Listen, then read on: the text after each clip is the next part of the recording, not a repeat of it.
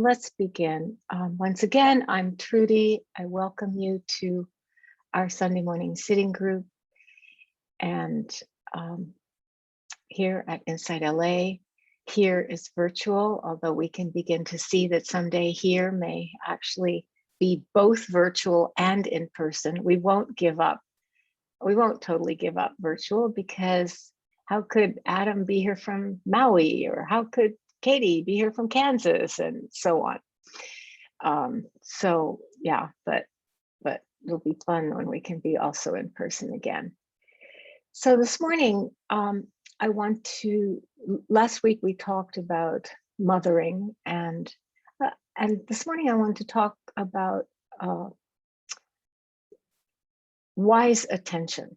In Pali, it's called Yoniso Manasikara. And I don't usually reference Pali words. After all, who speaks Sanskrit or Pali among us? But I do love this one, and I'll tell you why later. And we'll do a meditation of just bringing wise attention to experience. And for those of you who may be here for the first time, we have about a half an hour of meditation. And then we have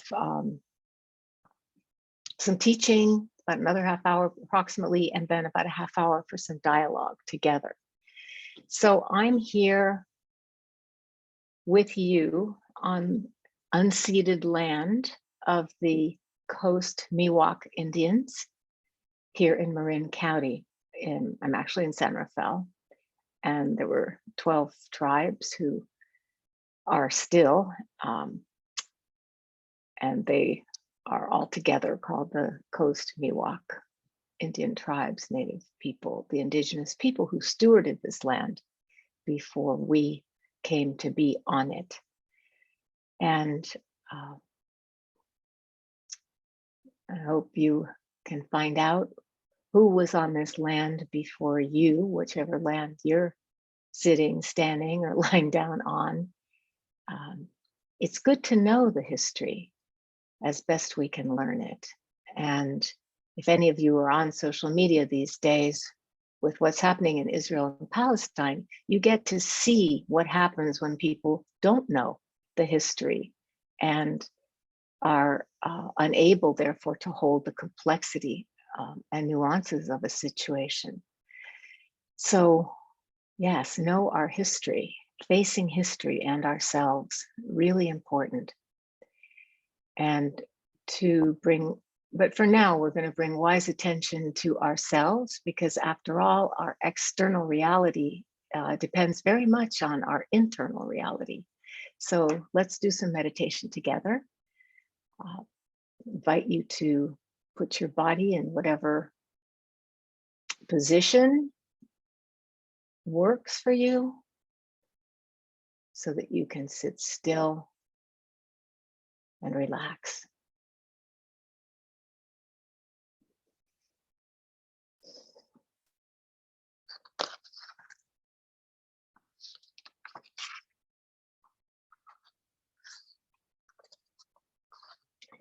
And this morning I'd like to experiment with beginning with eyes open. We all usually instinctively close our eyes as a kind of signal to the organism that we're going within, or lower our gaze. But see what happens if you can keep your eyes open, but not looking at the screen. That's the tricky part. Like, I have a blank sort of white box here that I've propped things up on, and I can look at that. So if you have, don't worry about turning away. If you have a wall or something like that that you could just look at, just leaving the eyes open in a very relaxed and gentle way. And what you'll notice right away as we begin is that the eyes look at something and like to notice details about things. And so keeping your eyes open without and I'm doing it, here, without looking at anything in particular. You can have your, if you don't have a wall or a blank place you can look at, just keep your eyes kind of downcast. Because what we're looking at is this whole sense of seeing, not the objects of what we see. And this is how we're actually tuning into awareness of sight as opposed to the contents of sight. So taking a deep breath, releasing and relaxing. We always begin this way. And I noticed that I instinctively closed my eyes when I did that. Did you notice that? And another deep breath in. Releasing any tension, relaxing. And with the eyes open, just feel the sensations of your eyeballs. Almost as if you're looking backwards and noticing, how are your eyeballs today? Are they comfortable? Or maybe dry or itchy or prickly, at ease?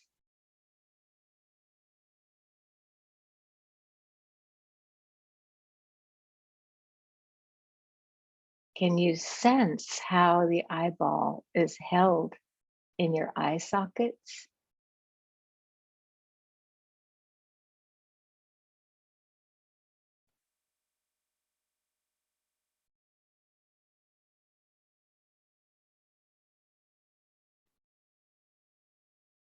And just allow your eye sockets to relax.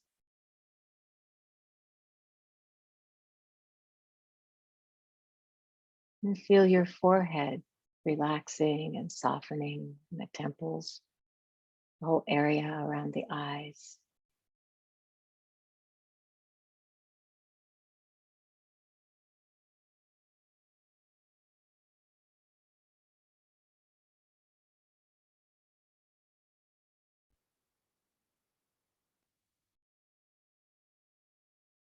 And then see how, when you draw the attention in, as if you're looking in a more panoramic way, it's like you're broadening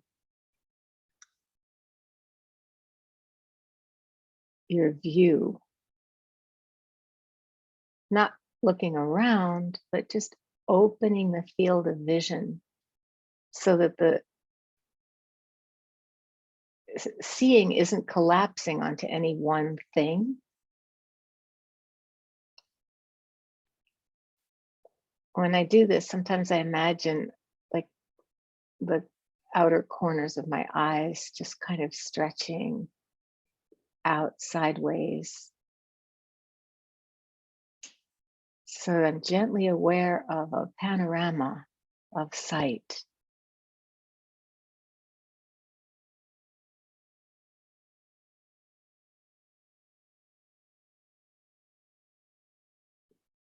And disengaging from any specific details.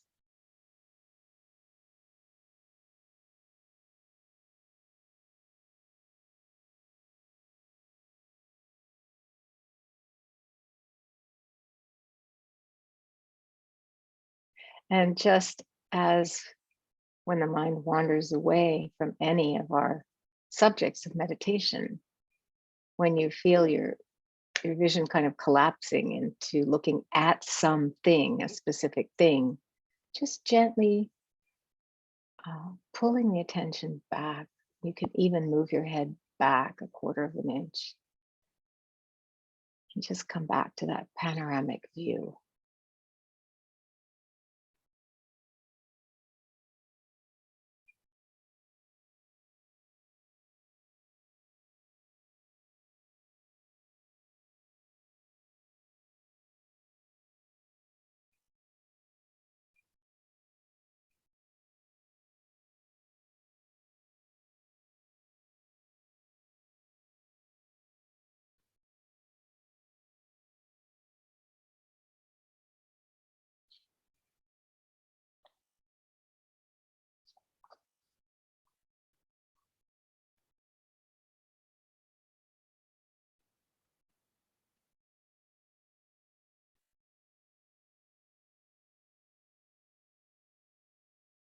So we're encouraging the attention to be very wide and receptive.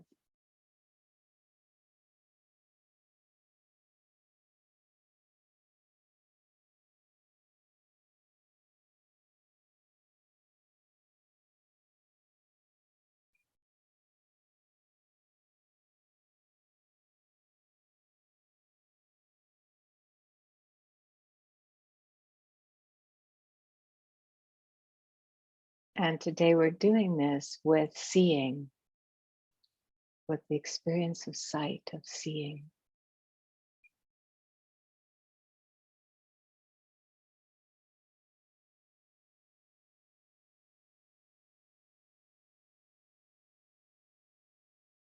Just aware of seeing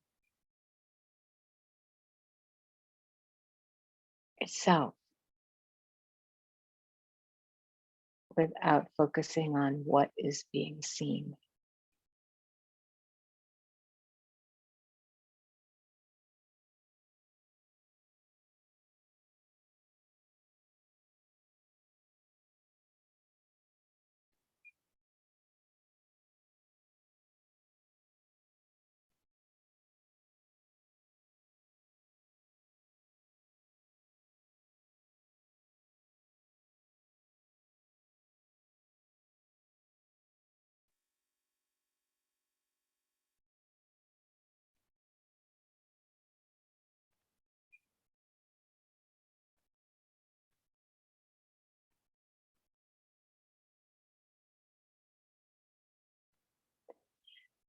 And when you're ready, feel free to close your eyes or lower your gaze, to sit as you to sit or lie down or stand, whatever you're doing, to just be in the framework of the body that you usually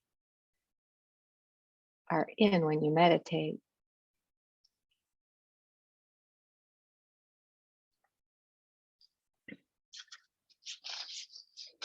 And then whenever the mind wanders, you can open your eyes and come back to this practice of widening the view, this more panoramic view, as you steady attention.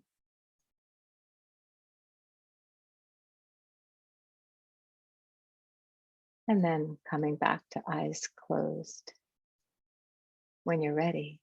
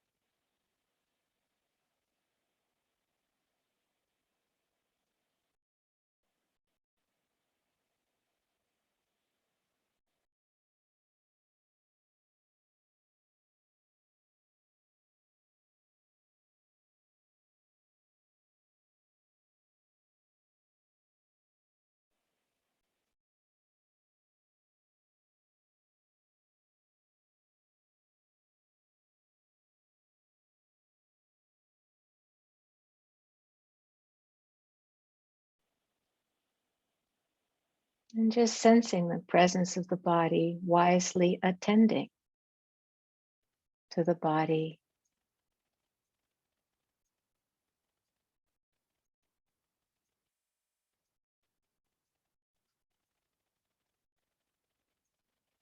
And just sensing what's needed, maybe grounding in the feet, feeling the body, the breath in the body, the sensations.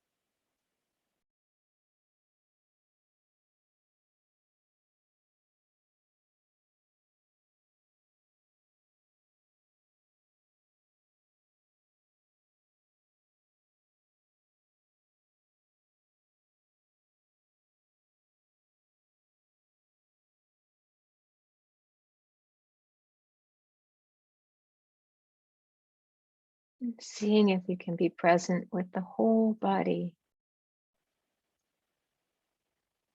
from the feet to the head.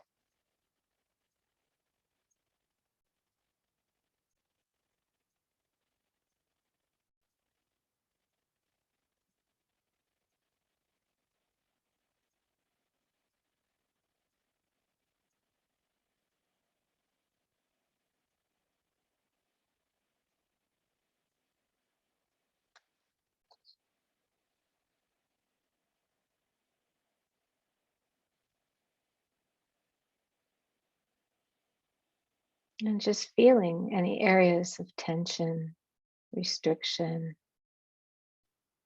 restlessness,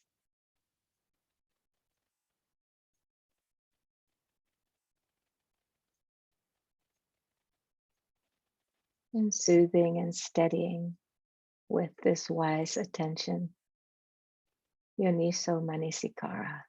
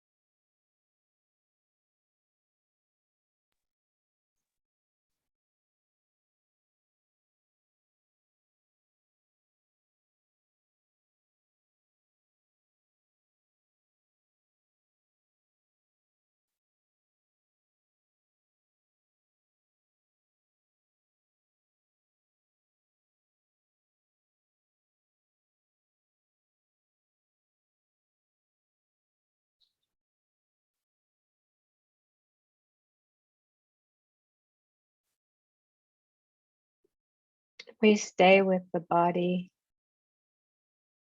bringing this wise attention to the body as a way to stay with the heart.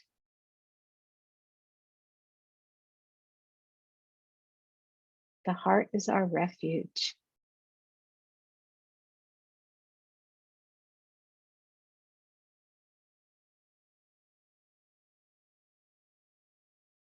And feeling the thoughts and emotions with the whole body.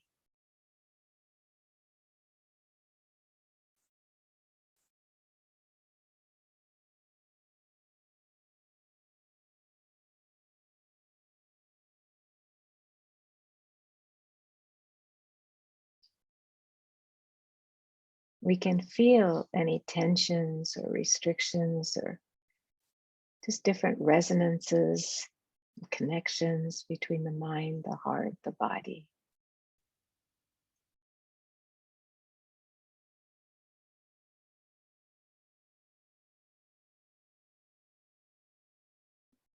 With this wise attention, receptive,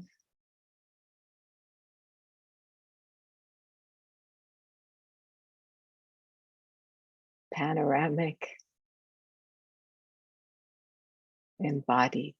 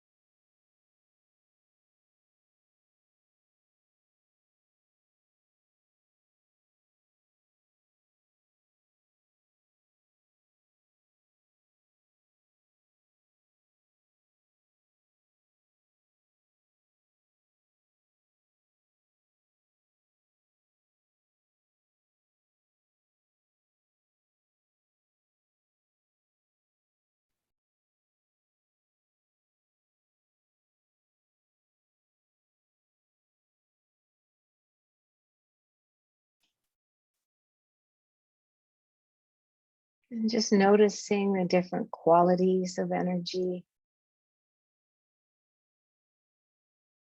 exploring with this wise attention, aware of what's here, feelings of pleasant, unpleasant, undecided,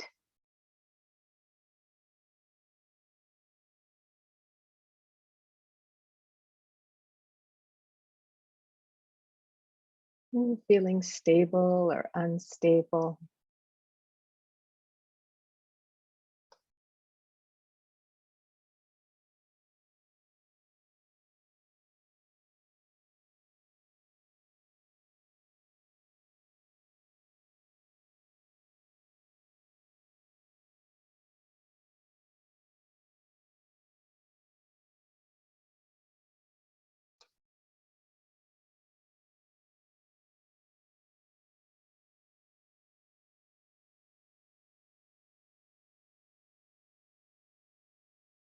This kind of presence and awareness actually is stability. Whenever I or you acknowledge feeling unstable or confused, that very awareness and acknowledgement brings stability and clarity.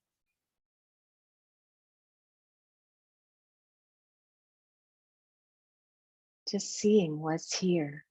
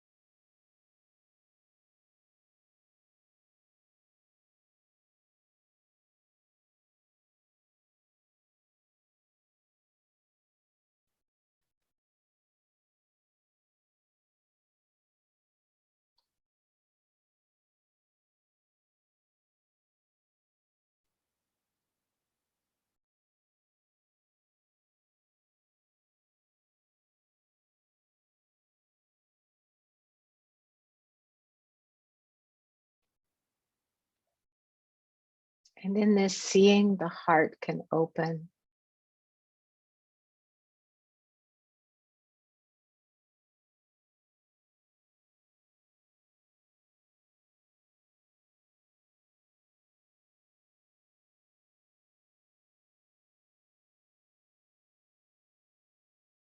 open and steady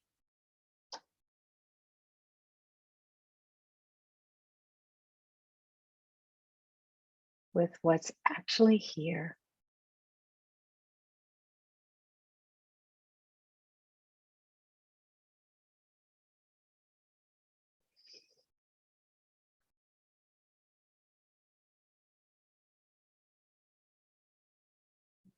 So when you hear the ding, which replaces the bell that we never found somehow, ding, gently open your eyes. See if you can keep your shoulders relaxed.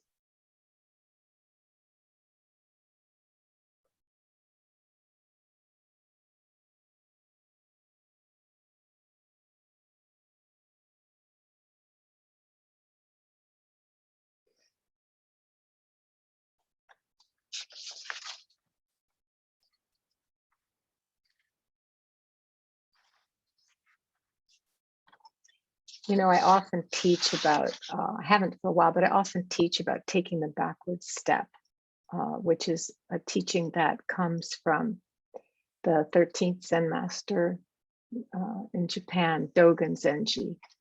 And he talked about taking the backward step into receptivity. And he talked about doing it mentally, but I also do it physically, you know, shifting the body back a little bit whenever you feel the tension has gotten scattered and you're not really present anymore. Noticing that and coming back to present and just shifting the body back a little is another way of practicing what we did with the eyes, you know, just stepping back from the eyes going out towards everything, to just the act of seeing, awareness of seeing itself. And we can actually do that with all the senses. And maybe we'll practice more of it in meditations to come in the following weeks. But this ability to step back is really at the heart of what can free us from suffering. And it's not disconnecting from experience, you know, it's just giving us a way to acknowledge and explore what's coming up in our own being, in our psyche, in our body, everything. A way to acknowledge and explore without getting completely caught up in it and identified with it. This is who I am, this is how I'll always be, blah, blah, blah, blah, blah, and so forth. And that place of acknowledging, of recognizing, allowing, exploring, in a kind, nurturing way that we call rain, that acknowledging that kind of awareness itself,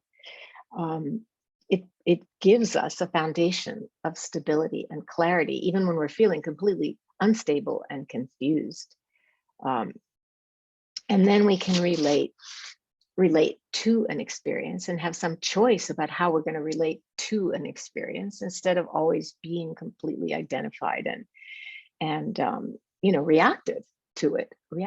Or of course we will get reactive, but then we can relate to that. This is the freedom. It's available really any moment that we're mindful about ourselves, and it's where suffering can really be soothed and allayed, actually. So yeah, so I want to talk about this Yoniso, excuse me, speak Pali, Yoniso Manasikara. And to define, you know, Manasikara means taking to heart. It's taking to heart what you're seeing. And you could call it also unifying, in the sense that we're not judging, measuring, you know, bringing in the mind conceptually. We're just seeing, and we're mixing our attention with seeing and kind of merging in that way with what is seen. And I'm not talking about merging in some unhealthy way. I just mean about being intimate with the experience of seeing. And so manasikara means that, taking to heart what you're seeing. And then the root of the word yoniso, which I really love, is yoni, which is why I really love it. And yoni means source or origin point, but it can also be translated as womb. And it's an affectionate word for vagina, in fact.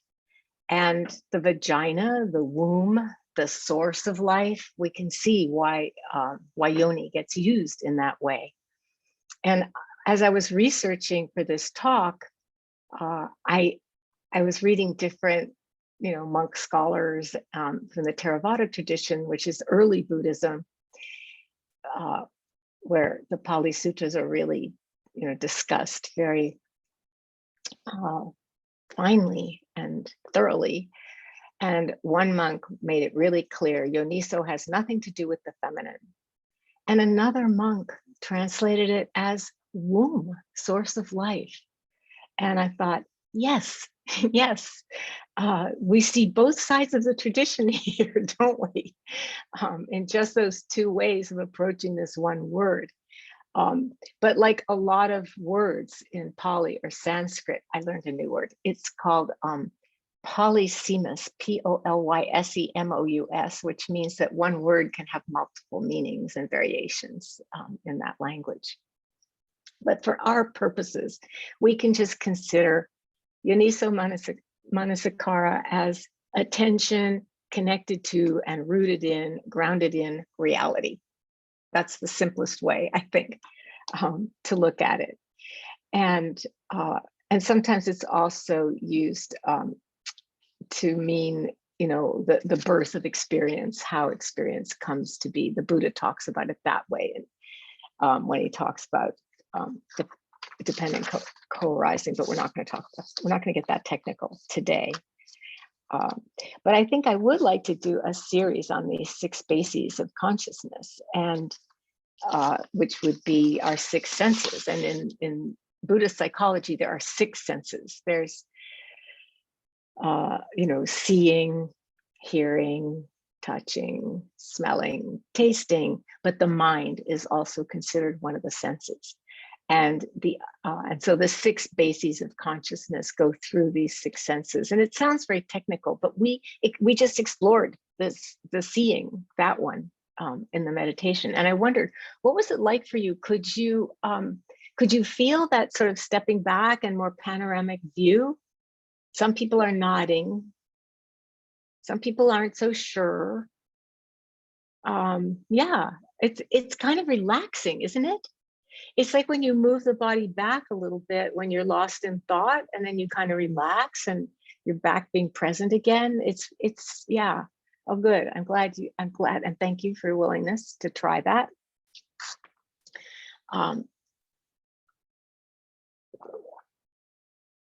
Yeah, so I think we'll do like a little bit of that kind of practice, because there are so many gateways to being present, so many. Oh, and by the way, yes, you can blink, but you might notice this isn't a practice of holding your eyelids open. You're not trying to stare in a weird way where you aren't allowed to blink. But you might notice, I notice at least sometimes when I'm in that more panoramic view, when I've stepped back from, like, right now I'm not looking at you, but it's just, the computer and the light and the room and everything around me.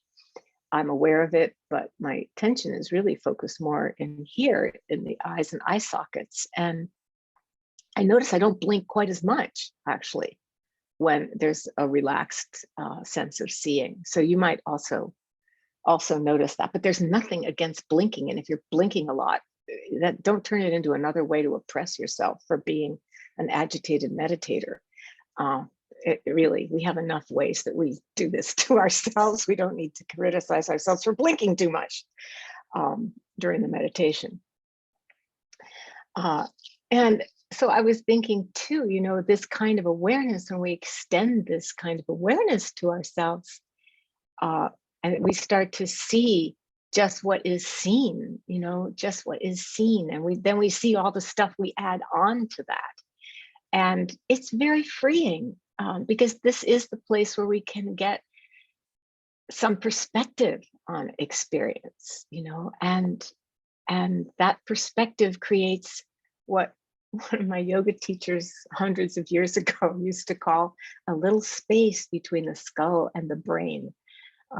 She would give us that instruction when we were doing shavasana, lying down and resting and sort of integrating all the movement that we had done in the yoga class. And she would say, now feel the space between the skull and the brain.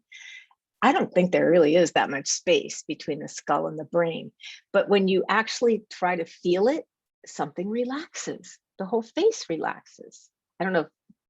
Yeah, I can do it a little bit now, but of course I've said relax the face, so that also encourages the face to relax. And so when we're in that more relaxed awareness, what happens?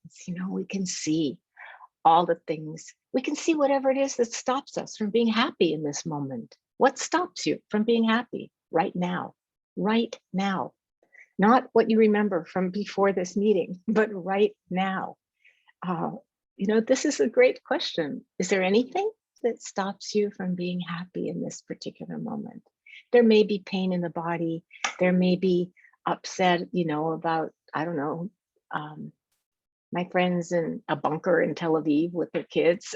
There may be upset about the people being, bombed in Palestine. I mean, there's all these things we can be upset about, but they are not happening right this minute with this body and this heart and this mind. In this moment, can there be some happiness? Can there be some relaxation? Can there be some freedom? I'm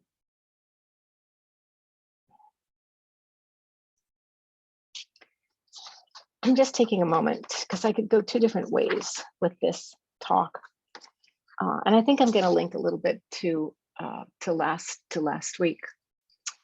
Last week, I talked about mothering on Mother's Day, but I talked about mothering in a way that was really more about caregiving, caring. I like the word. In England, they don't say caregivers, they say carers. I was really talking about it as carers. And carers, it's like compassion. The meaning of compassion isn't just to feel something, it's to feel something and then take care of it, do something about it. If we can do something to relieve suffering within our own hearts or someone else's. And that's being a carer. And years ago, for many years, I practiced psychotherapy in Cambridge, Massachusetts. And there was a plant in my office called Mother of Thousands. There may be another name to this plant. I mean, there's certainly some Latin name that I don't know, but I don't think I have that written down here. No. But this plant had this amazing capacity to generate just thousands of babies.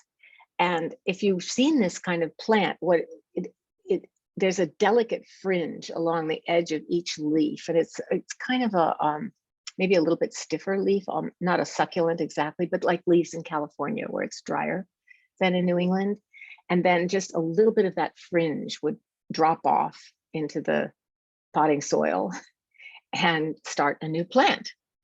And the tiny new plant would begin, and I would watch this process over and over and over as I spent days in the office teaching mindfulness and doing psychotherapy with endless stream of kids and teenagers and adults and couples and families and alleged grown-ups of all ages. Let's just put it that way. And I literally worked with thousands of people. Speaking of mother of thousands, literally thousands. But when I would look at that plant, I would just feel so close to her. I would feel like, yeah, people come, they attach, hopefully they get connected, they hang there for a while. And then when they've gotten what they needed to feel happy enough, they let go and they drop down, into the soil of their own lives, and they can draw sustenance just as you do and I do from our own mindfulness and compassion practices. And I love that. I love that plant because it was not just my plant, it was a metaphor for this healing work and this work that we're all doing here together, caring for ourselves so that we can care for others. And I also felt like this plant was the embodiment of motherhood, but of mothering itself, of the source of life, that fruitful womb of life that gave birth to each one of us, and the compassionate bodhisattva, the awakening being that each of you are, sharing your sharing whatever it is, your life force, whatever nourishes your life, with others, with all those whose lives you touch. And when I mentioned bodhisattva and caring and mothering, I also want to note that really, at least for women and maybe moms, but certainly I think women and maybe some men, you can see how this fits for you, but we're certainly conditioned to put the needs of other people before our own. And there's good evolutionary reasons for that, right? Nature recognizes this necessity. I'm reading a book right now called The Secret Life of Cows, and about how cows make friends and mother their young. And it's fascinating. It's a very slender book, but it's beautiful. It's written by these people who live on a farm and love their cows. And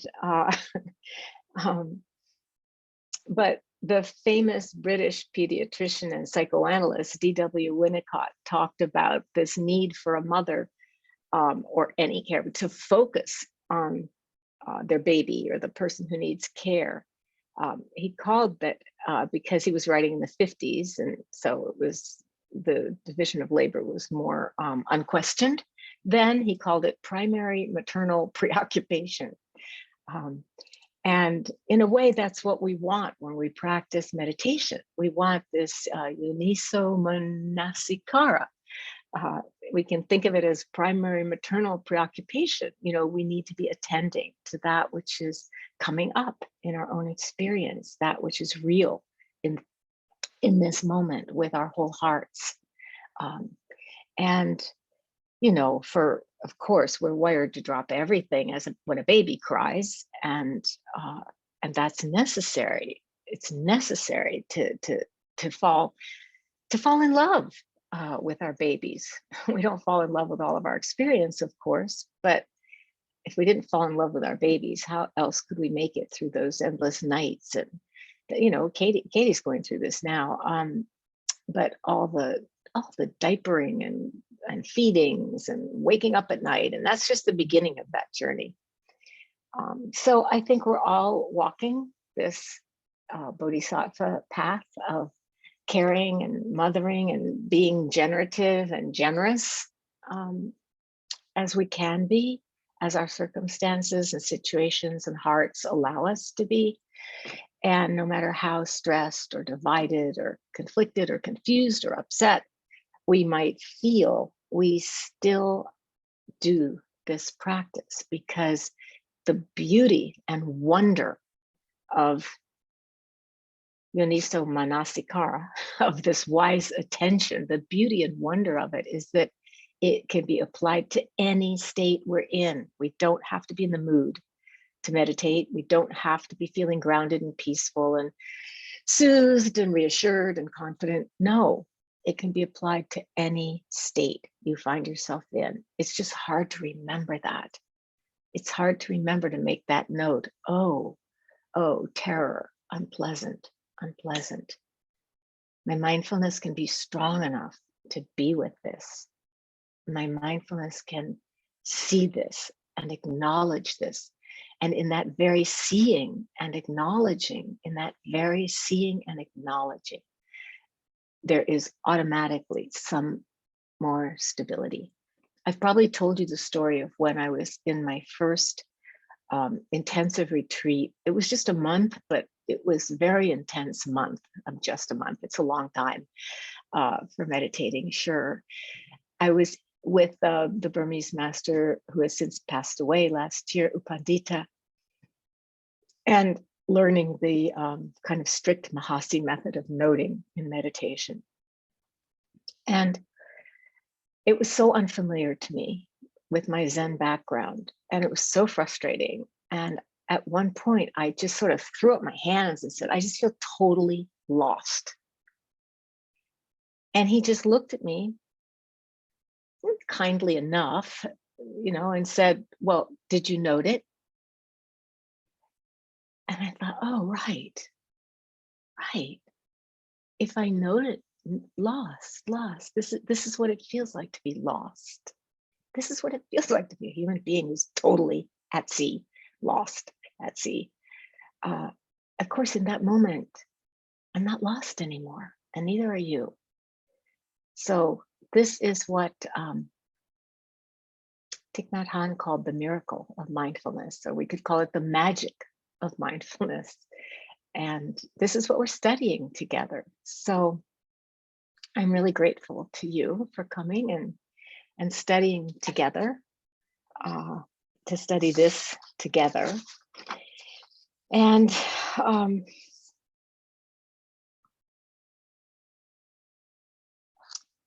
this is the best way that I know, frankly. It really is the best way that I know, to just sit still when I can, to, in my mind, try to sit still, even if I can't actually sit still for a while, and just be, and let all those roots and tendrils of thoughts and feelings just kind of curl around and then gradually settle, gradually plunk, drop off that leaf into the fertile soil of the ground of our being.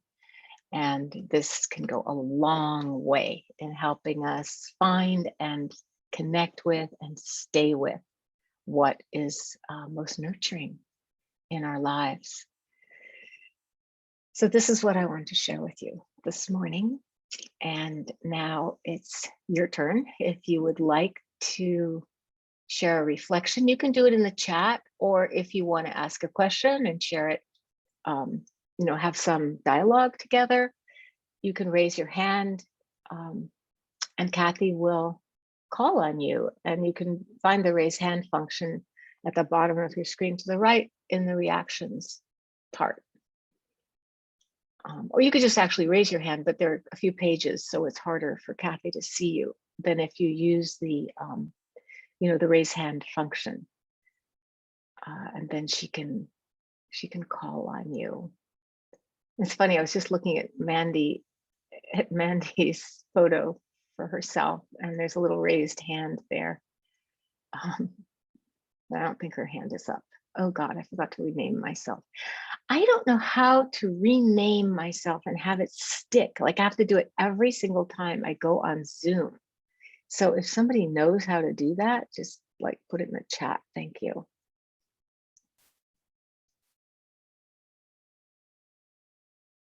Okay.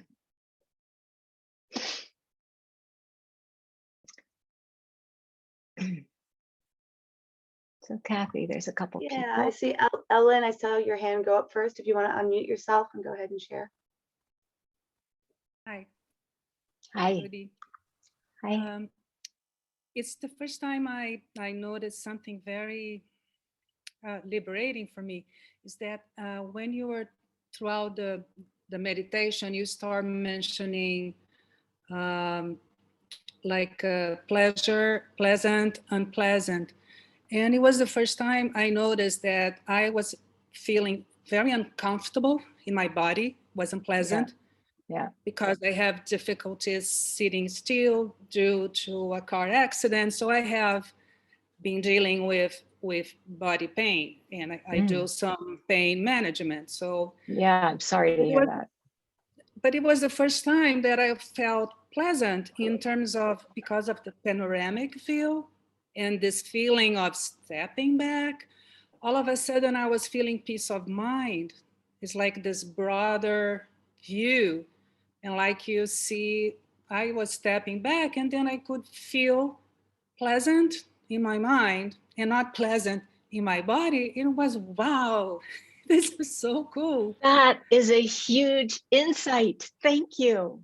It's a huge insight. And that is actually one of the ways to work with chronic pain. I hope your pain won't be chronic, but if it's ongoing it is pain. Chronic, yeah. Yeah, so that is one of the really best ways to work with chronic pain, is to, because what happens with pain is the attention is drawn to that spot, right? Yeah. It just happens. It's not, it's just drawn to that spot.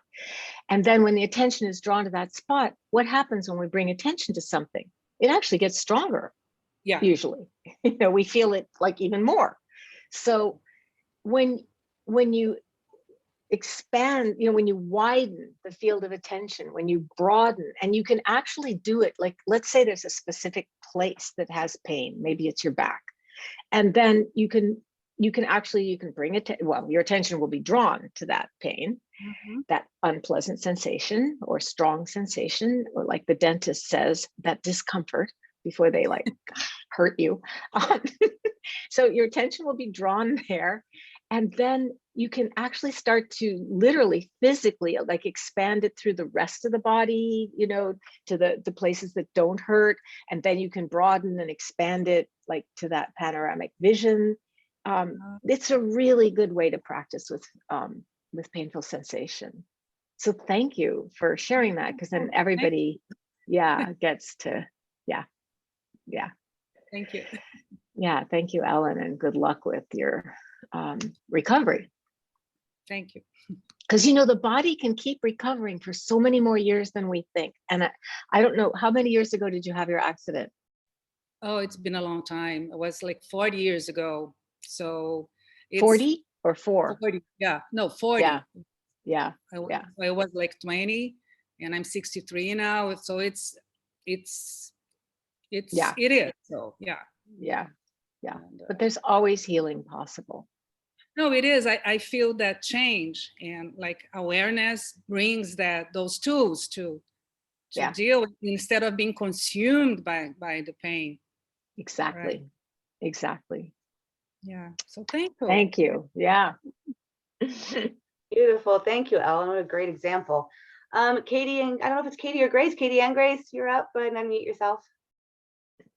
Thank you. Yeah, my little one's being watched by my husband. She's a year old. Her name's Grace. Sometimes, though, she's on the Zoom because she wanders in. Anyway, I just sorry to take too much time. I wanted to just give an update because I keep getting stuff in the chats about last week, and just want. Wait, Katie, somehow you muted yourself by mistake. Oh, sorry. There, now we can hear you. Sorry, I was saying Grace is my little 1-year-old that actually sometimes wanders in, even though my husband should be watching her during some meetings. But I just wanted to send a quick update. So I've gotten a lot of sweet direct messages in the chat. How did the week go? And I appreciate the wise advice. I did talk to my neighbor, and it actually went really, really well. And I kind of turned it, just saying, I'll be gone on this healing retreat, and if, say, my husband needs anything, could we contact you to go run a quick errand, say if Grace is in a long nap and Nate can't leave her alone. And I feel a lot safer this week, and my heart is lighter because it was able to let that go so that I could actually just, again, prepare my heart for what's coming. So it was amazing. I didn't even think, I feel like, even in the Sangha, that broader widening from all the mindfulness, it gives opportunities or options you never even think about because people's hearts are bigger. And so never had thought to do that. And then I have felt safer this week. So wanted to say that, and thank you guys. Wow, that brought tears to my eyes. Honestly, that you had the courage to go over there, and it sounds like you were welcomed in a reasonably friendly way. Is that true? Yeah, he was, even when I kind of was actually even chose to be vulnerable and say, this is to heal severe childhood trauma with the hope of a much, much better life for my family. So when I have to share that, that's really vulnerable. But he then was like, I would then feel honored to make sure Nate's good with Grace, and that then I can be more at peace and prove that she's cared for. And so I would say, wow. And even the connection today, the wise, that stepping back, that mothering of what's right before us. So I just wanted to say thank you, because I had several people ask how it went. So thanks, Trudy. Thank you for the update, Katie, and for your courage to do that. It's easy for us to suggest it, but you had to actually go do it. Thank you. Yeah. And you should look at the chat. I'm sure people are cheering you on. Yeah, how wonderful. That's awesome. Thank you, Katie.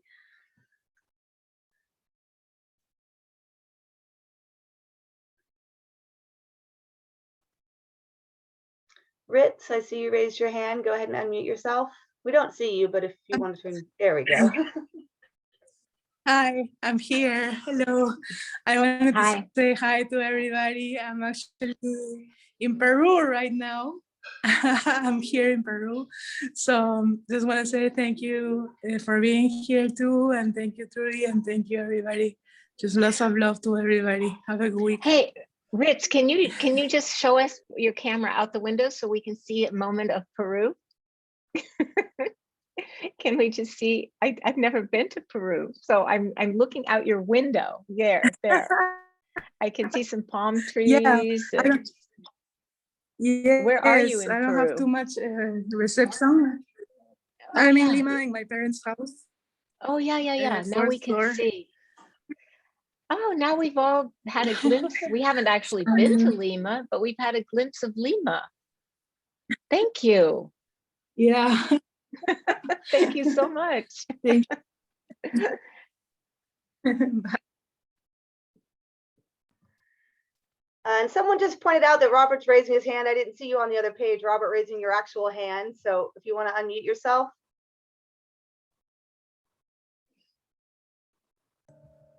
Got it, great. Okay. Am I audible? You Yep. are. Okay. Well, I'm going to make myself vulnerable here because I'm embarrassed about this, but I'm one of those people who doesn't get yoga talk. So when I've tried to take yoga classes and someone would say, tuck your butt, to me, it was like saying hydrogenate the refrigerator and kind of body blind. So that when Trudy is talking about heart, I have to translate as emotion. And I mean, I feel emotion. I don't know what to do with verbalizing it as heart, particularly. Take heart. Doesn't matter. Yeah, it doesn't matter, Robert. I think, I've known other people like you who just, some people feel that connection to their bodies, and some people it's much, much harder to sense into the actual felt experience of the body. So I want to appreciate your hanging in there, because we talk a lot about being connected to the body. Usually we do it in a way that you can feel, like through your breath. You can feel the movement of the breath. So I'm not asking you to locate your lung and sense into your lung, or, you can just feel the movement of the breath. And so I would say for you, stick with the things that you can feel, like the physical sensation of touch, whether it's your feet on the floor or the clothes against your skin, or your bum on the chair, or whatever it is, just the sensations that you can actually feel. And don't worry about the words. The words are not important. Meditation is not verbal or conceptual. It's just that I have to say something because I'm in the teacher seat. Okay, but when you talk about, your heart, such and such, or feel in your heart,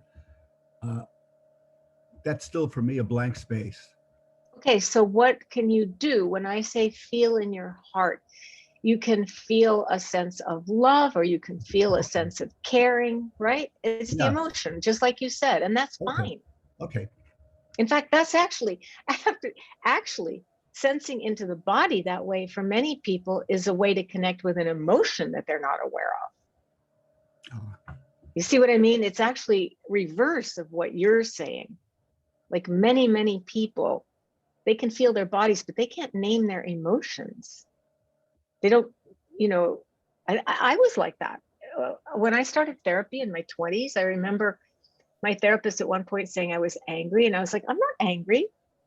I just didn't come to my appointment because I don't know, I was busy. I didn't feel like it. I'm not angry, and I had to learn when I did something like that, like just not show up, not say anything, that was actually an angry thing to do, because, and then I had to learn to understand, well, why was I actually angry?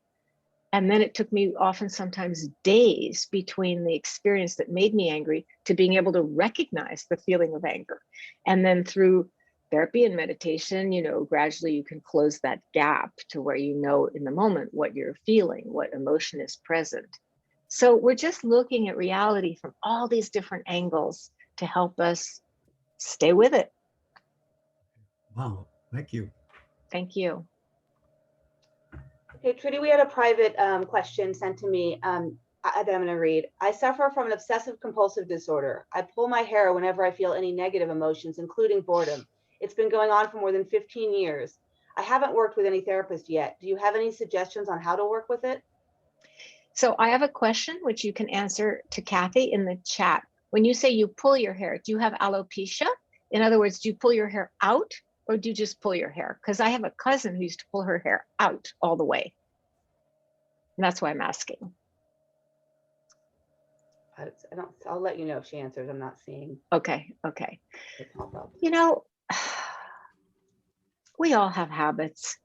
And when you have OCD, your habits are just stronger and harder to disengage from.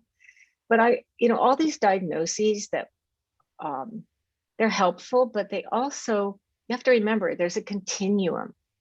For example, I might, when I'm nervous, like twist my hair. My granddaughter does that. She twists her hair in her finger. She's, I think, also trying to create curls. So it's a useful habit. But, I might do this and being aware of it. Maybe I'll stop. Maybe I'll just be aware of it. Okay, nervous right now, twisting hair right now.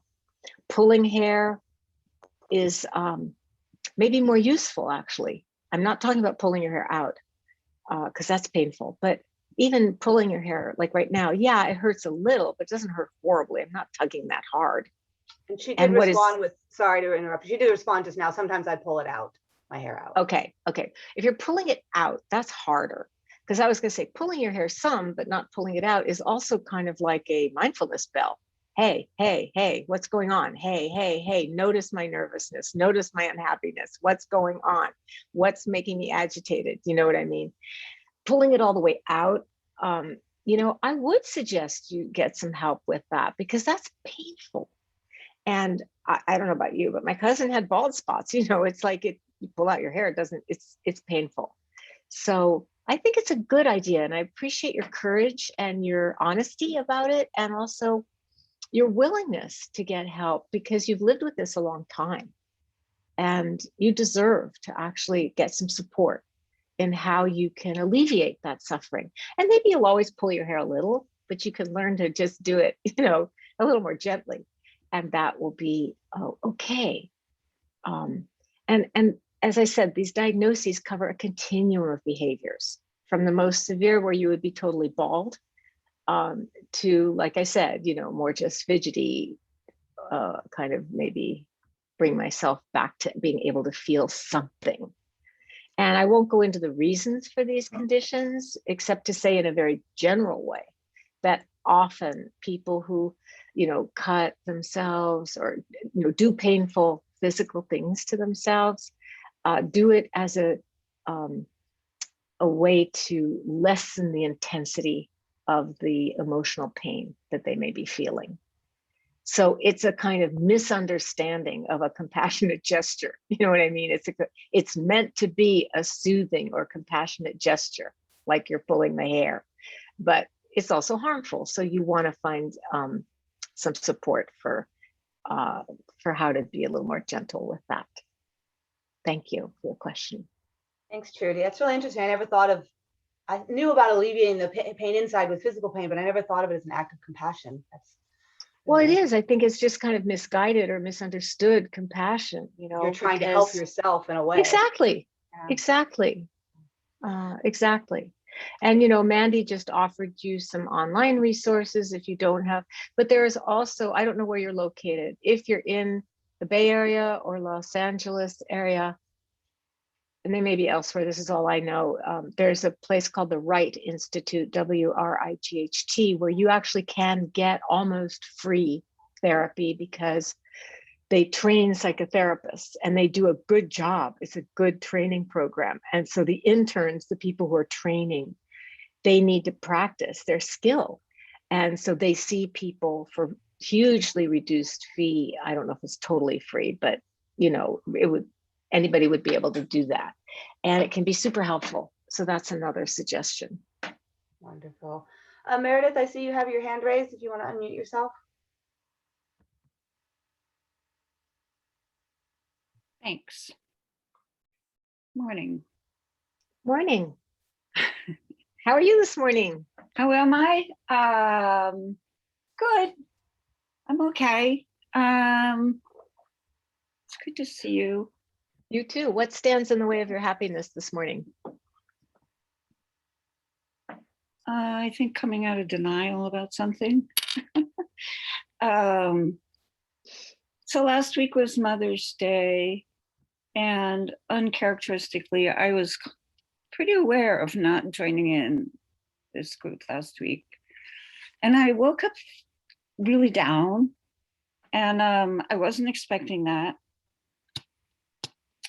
I went to an Al-Anon meeting and I talked about, or I just mentioned how much joy I feel in being my own loving parent. So a couple of weeks ago, and I mean, it was very brief. I'm going to try to say this. I guess the last time I did join in and you were here, I was aware of projecting feelings toward my sister on you. Mm-hmm. And she was my mother's sister. My mother was very preoccupied with my sister. And oh, Lordy Lord.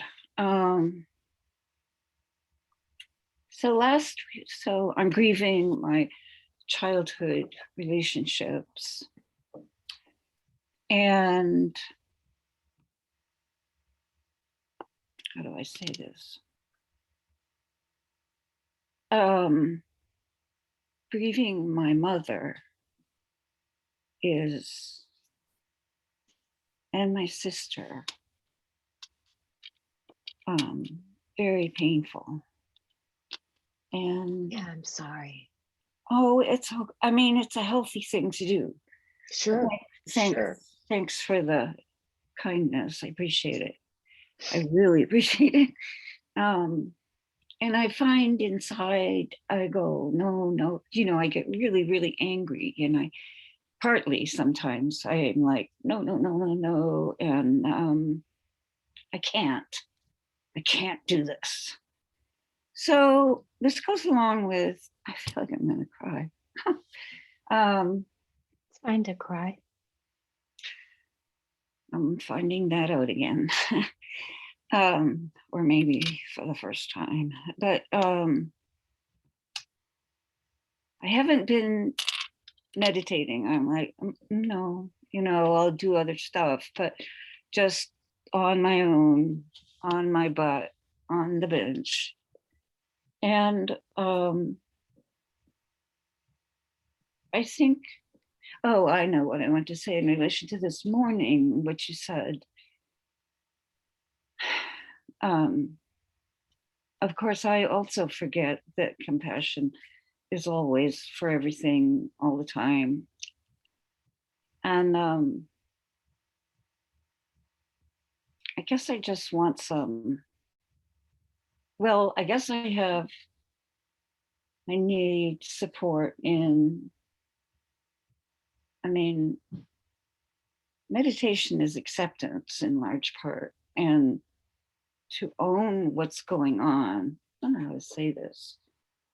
I just need to say it though, because I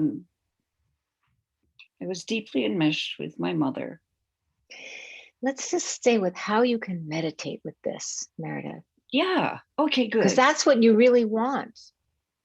You Well, want some support for how you can sit right. with this when it's really hard to sit with.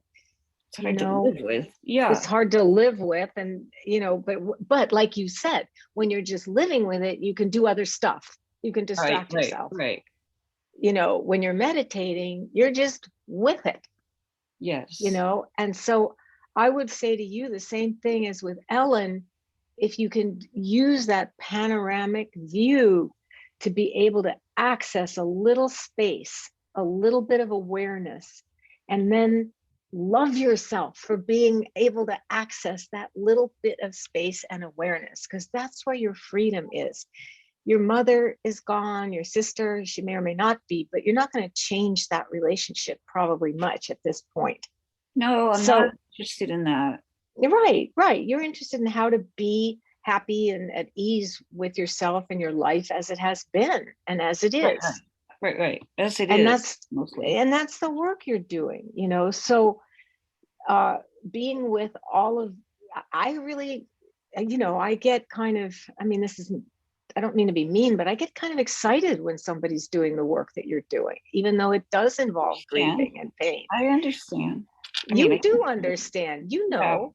Yeah, I do. So I think being super kind to yourself, maybe doing some metta, some loving kindness practice for the first 5 or 10 minutes, and then just experiment with that broadening, that stepping back, okay? On the bench.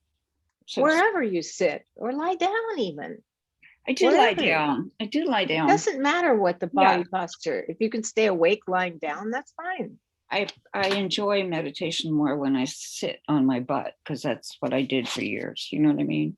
So Mhm. I just Mhm. open like a lobster. So thank you, Meredith. Thank you Okay. so much. Yeah. And one thing I want to say that I meant to talk about, but didn't today, is that we yesterday did a whole day of meditation with different teachers and some talks to support India. And that I just this morning I texted my student in India, Swati Desai, to ask her to send the link. And you know, it's nighttime in India, so I will send you that link because it was recorded. But you could I can't really do it right now while I'm teaching, but I will also if I don't hear from her, I have a link to donate. It's just, I can send you the link to donate, but I would like you to also have access to the day and the talks if you want. I would love it. Thank you. And- That's very generous. And we also, we have a place where you can donate food because people with job losses, you know, they're hungry too. Okay, thank you. And Trudy, And I moderated yesterday as well. So I put the link that they gave me to watch it on YouTube live, and I believe you can also find the recording there. So Oh, I just fantastic. I just posted that in the chat. So Thank you so much, Kathy. and I can get the donate link as well. While I'm looking for that, Adam, do you want to unmute yourself? The donate link was on the registration when you registered. Yeah, I have it in an email too. Yeah. I'll grab it. And the donate link for the food is in the NTR that I wrote about. It's called In Memoriam Carol Moss, that I wrote after Carol died. And at the bottom of that NTR, that blog, is the link to donate for food if people would prefer. So you could look at that while I talk to Adam. Okay, Adam, go ahead. Yes, hi. So I wanted to, we're talking about what gets in the way of our happiness, and I wanted to follow up with the Sangha about this because 4 months ago, I had asked a question about Maui. You know, I remember. Oh my gosh, it's so far away from everybody I know. Can I do this? Should I do this? Yeah, And I remember. And now look where you are. and now, look at the trees. Oh, yeah. It's so pretty. Yeah, and it makes me Where cry. are you on Maui? Haiku. Oh, I know that area because that's Yes, where you Ramdas do. lived. Yes, you do. And I'm on top of a little hill, not too far from Ramdas's house. And I went through 4 months of agony. And the back and forth, it's too far away, the worries, the fears. And I kind of just kept moving closer and closer to it.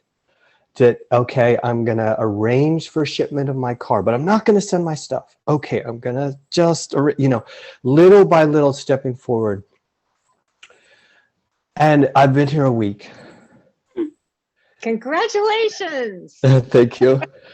And I was worried because it was going to be about forever, that I'm forever moving away from my family on the East Coast, that I'm forever committing to this. But I realize it's just now. I'm committing to now. And all the worry and fear is still here, but I'm just loving everything about this decision, that it really isn't about Maui. It's about choosing something for myself. Of course. And it could have been Hackensack, New Jersey. Right. Right. It's that I'm making a choice to experience this beauty and the spiritual practice. And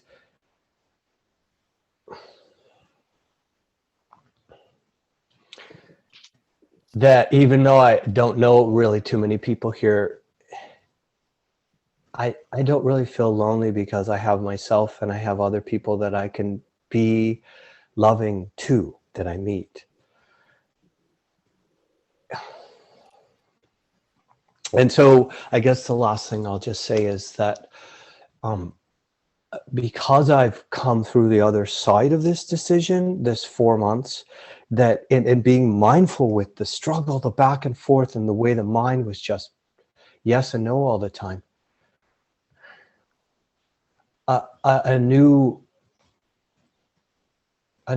it's kind of like a renewal. It's this, the entrepreneurial side has come out of from me again, the deepest intentions of what I truly want for myself. All that pleasure seeking of eating and running away from things have kind of subsided for a bit, and said, wait a minute, what's important to you? What do you want here? How do you, it's like a repurposing Beautiful. of life. And it's because I went through this. And Yeah. anyway, I just want to, oh my God, I'm so grateful for our connection and the Sangha support through this. And I'm grateful to be here. And who knows, maybe I'll leave tomorrow. I don't know, but No, you'll visit. You'll invite all of us to visit. that's right. Who knows, maybe you'll all be here tomorrow on this 7-acre property with me. But I'm just deeply grateful, and thank you.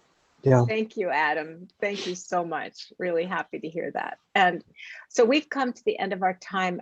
Let's sit together for a minute. But before that, I also want to remind you that this week we can have the breakout groups. Kathy,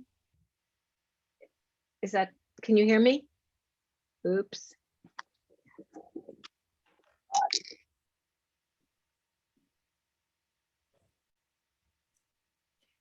Can you all hear me? Yes. Yes, I can hear you. Okay, sorry, my AirPods just died. This week we can have the breakout groups, right? Yes. Okay, so I encourage you to join a breakout group to get to know each other. Kathy will, after a 10-minute break, she'll put you together. I'm really happy for you, Adam. It's just always good to hear stories of courage and people moving past their fears. So thank you for that.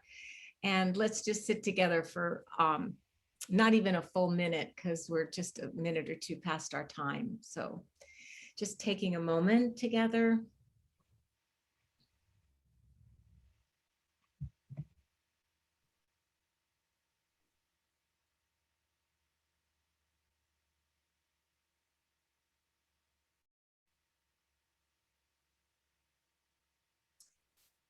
So we offer the goodness of our practice, whatever has been beneficial in this period of study and practice together, to all beings everywhere without exception. And we especially hold in our hearts the people in India, in Nepal, in all the other countries where COVID is still raging out of control, to Israel, to Palestine, to Burma, to all the places where there is war and conflict and suffering, even more than the everyday suffering of life. May we and all beings wake up, grow in compassion and the ability to understand each other for the sake of peace and harmony and human flourishing. Ding. Thank you, everybody. Thank you so much. And oh, Japan's in COVID lockdown too. Wow. Okay. Thanks, Kenny, for telling us that. I have to break the car. Oh, I love you all. I'm so grateful. Unmute yourselves. We can say hi, goodbye, and I will see you next week. Have a great week. Bye, goodbye. Bye. Bye, everyone. Thank Thank you. you. Bye. Good luck, Bye. Kenny. Bye. everyone. Thank you. See you next time. Hey, Eva. See you next Okay. Bye. Bye. Bye. Trudy, Izumi's in Japan and her mother's fading and in a hospital. And so Izumi's been in quarantine 2 weeks to hopefully see her mother in the next day or two. And packing up all her mom's things. So if anybody knows, you could always send her a message on Facebook or something. Give her support. It's been a little rough over there.